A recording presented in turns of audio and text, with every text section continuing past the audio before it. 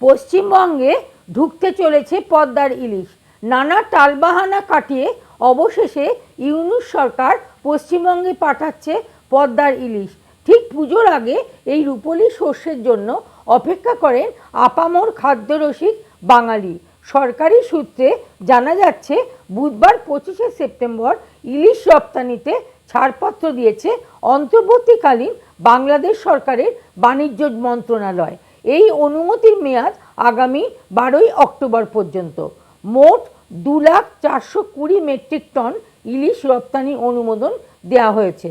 বৃহস্পতিবার সকালে বাংলাদেশ থেকে ইলিশ ভর্তি ট্রাক রওনা দেবে পেট্রোপোল সীমান্তের দিকে। সন্ধ্যাতেই ইলিশ কলকাতায় পৌঁছে যাওয়ার কথা, তারপরেই তা ছড়িয়ে পড়বে অন্যান্য বাজারে।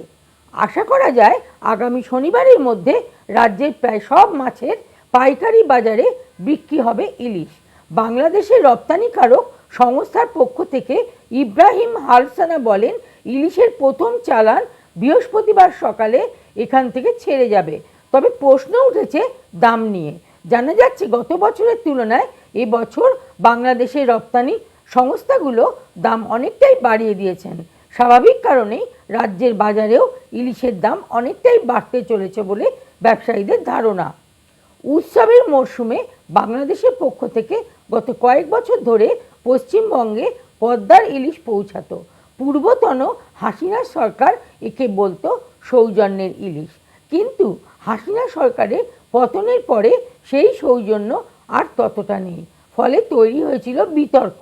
তবে সব বিতর্কের অবসান ঘটিয়ে বাঙালির পাতে পড়তে চলেছে পদ্মার ইলিশ।